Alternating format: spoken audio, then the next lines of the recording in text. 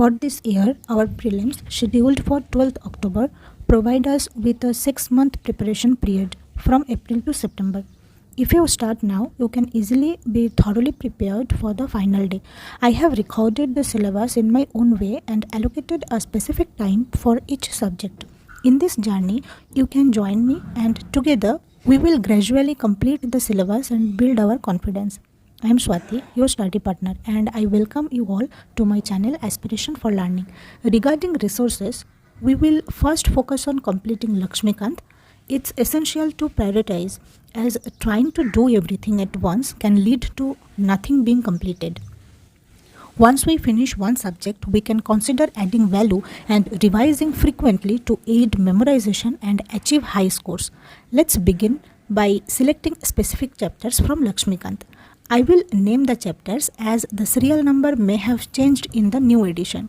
We aim to complete this book within 12 days, and I will provide a day-wise plan. You can pause the video and complete the assigned chapters.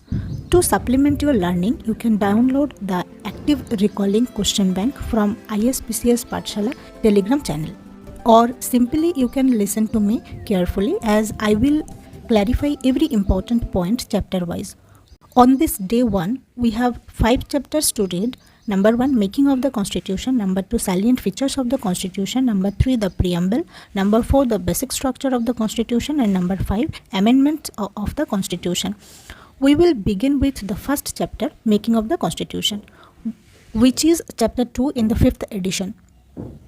Please mark the important lines in your book, as this will aid revision. Although I have already noted the important points, I will show you how to identify them from the descriptive text. The Constituent Assembly was first proposed by M.N. Roy in 1934, and the Indian National Congress officially demanded a Constituent Assembly in 1935. You can skip this portion as it's not crucial. Moving on, the composition of the Constituent Assembly, it was formed in November 1946 under the Cabinet Mission Plan. The features of the Constituent Assembly as proposed by the Cabinet Mission Plan are: the total strength of the Constituent Assembly was 296 seats from British India and 93 seats from the princely states. 1 seat was allocated for every million population. Seats allocated to British provinces were divided among 3 principal representatives of each community were elected by members of that community through single transferable vote, and representatives of princely states were nominated by the rulers of the princely states. Using the question bank, you can easily identify important points to remember, saving time and allowing for sufficient revision. I will demonstrate my note-taking method, highlighting important points and omitting unnecessary information. Let's return to the main topic. We have discussed the provisions of the Constituent Assembly, and now we need to understand how its members were elected and when the elections took place. The Constituent Assembly was partly elected and partly nominated body. Members were indirectly elected by the members of the Provincial Assembly, who themselves were elected on a limited franchise. Elections to the Constituent Assembly took place in July-August 1946. I have marked every question number, which should help you to find the answers while revising. Listen carefully, as I will describe every important point regarding this chapter.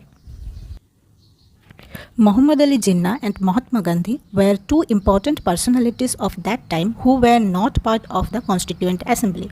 The first meeting of the Constituent Assembly was held on 9th December 1946, and Dr. Sachidananda Sinha, the oldest member, was elected as the temporary president of the Constituent Assembly, following the French practice. The Muslim League boycotted the first meeting and insisted on a separate state of Pakistan. As a result, only 11 members attended the first meeting of the Constituent Assembly on 13th December 1946. A resolution was passed in the Constituent Assembly which laid down the fundamentals and philosophy of the constitutional structure. It stated that all powers and authority of sovereign independent India, its constituent parts and organs of government are derived from the people. The Indian Independence Act of 1947 made 3 significant changes in the position of the Constituent Assembly. Firstly, the Constituent Assembly was made a fully sovereign body which could frame any constitution or could abridge or alter any law by the British Parliament in relation to India. Secondly, the Constituent Assembly also became a legislative body, meaning it had two separate functions, making the constitution and enacting ordinary laws for the country.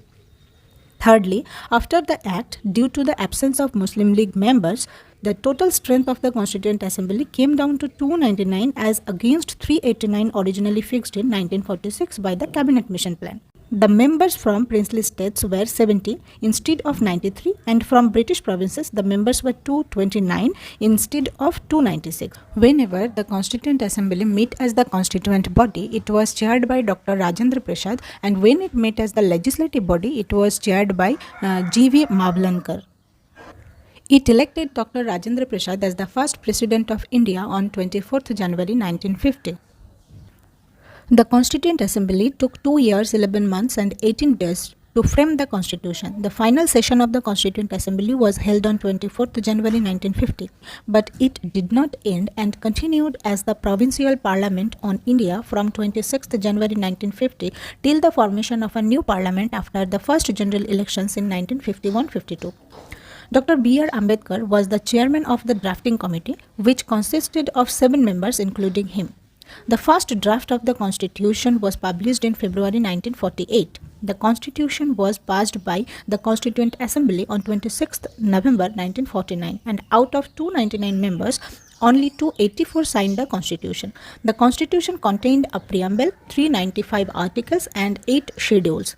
Dr. B.R. Ambedkar is recognized as the father of the Constitution of India and also as the modern Monu.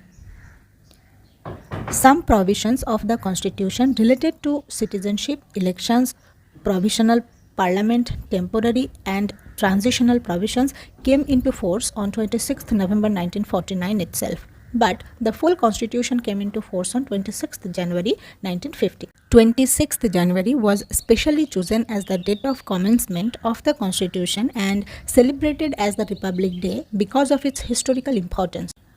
It was on 26th January 1930, the Purna Swaraj Day was celebrated following the resolution, the Lahore session of the Indian National Congress on 19th December 1929.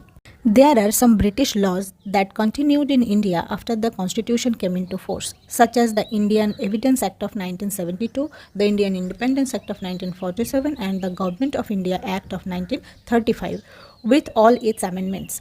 United Provinces had highest representation in Constituent Assembly with 55 seats, followed by Madras with 49 seats, then Bihar with 36 seats. Mysore was the princely state with the highest representation in the Constituent Assembly with 7 members. The symbol of the Constituent Assembly was the elephant. Prem Bihari Narayan Raizada wrote the original constitution in a following italic style. The calligraphy of the Hindi version of the Constitution was done by Vasant Krishna Vaidya. Critics argued Constituent Assembly was not a sovereign body because it was created by the proposals of the British government and held its sessions with the permission of the British government. Critics also argued that the Constituent Assembly took a long time to make the Constitution and that it was dominated by the Congress party, lawyers and politicians, which is the main reason for the complicated language of the Constitution. Constituent Assembly is also criticized for being biased towards Hindus. If I attempt to cover all 5 chapters in a single video, it will be excessively lengthy, thereby creating a problem. To avoid this, I will present one topic at a time, which I hope will facilitate effective learning. By the way, I have a request. Please subscribe to my channel and click the bell icon to receive notifications about upcoming videos. We will enjoy the learning process together. If you find the video helpful, please like, share and leave a constructive comment. Feel free to share your thoughts about the statistician and I will eagerly await your suggestions and tips. That's all for now. I will see you in the next video where we will discuss the second topic, salient features of the Constitution. Until then, stay happy, focus on your health and cherish every precious moment of life. Thank you for being with me thus far. Don't feel disheartened. I am here to support you always. Believe me, one day we will succeed. Sending regards, Swati, your study partner.